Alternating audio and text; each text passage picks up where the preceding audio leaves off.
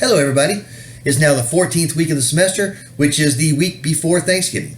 So bear in mind that next week I won't have any assignments for you because I want you to take Thanksgiving week off before you take that final exam the week after Thanksgiving. So that's good news, I think, because a lot of you will be doing holiday things and stuff next week. But this week we do have work to do, and it is with Chinua Achebe. Now, Chinua Achebe was born in Nigeria when it was a British protectorate, and that's how he qualifies as a British literature author.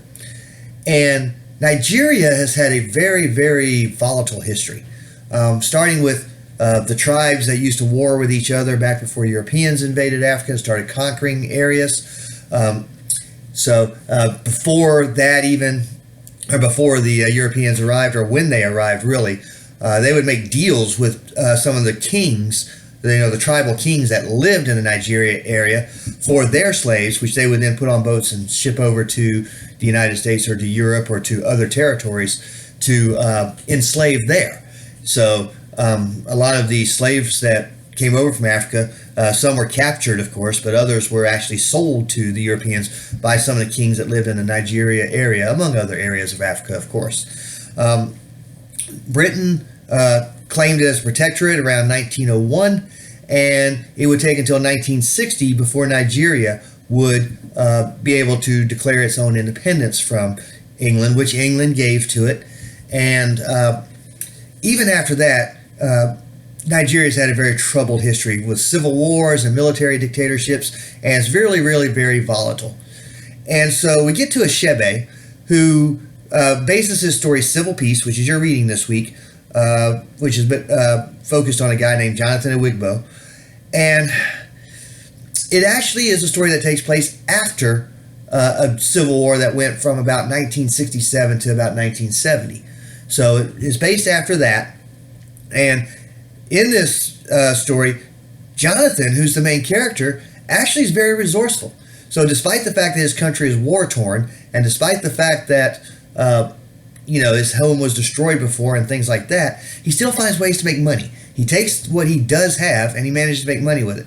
And one thing that a lot of Nigerians at the time got money for was after the Civil War was over and one side had won, they were buying up the currency that people had from the losing side and giving them, the currency that was actually being used in Nigeria at the time.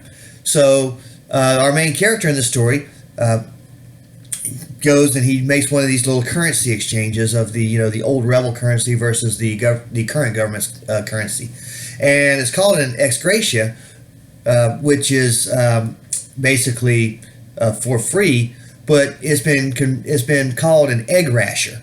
So in fact that it's called an egg rasher is kind of a modification. I don't think that's the right word I'm looking for, but it's basically what it was called, rather than the Latin term that it was based off of. And then Jonathan's going to get robbed, and he's going to come out of this, and people are going to say, "Oh, how horrible! You had these 20 pounds of and pounds, of course, being the currency at the time.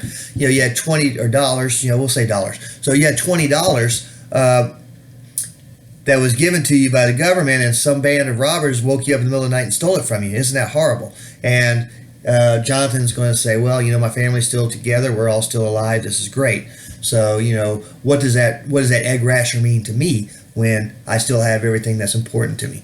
So it's a good story, and a lot of it's written in the local color or the dialect of the Nigerians, which is kind of a blend of English and the African languages, and I think you're going to find this to be an entertaining story. So bear that in mind as you read through it, and remember, as you read it, nothing puzzles God.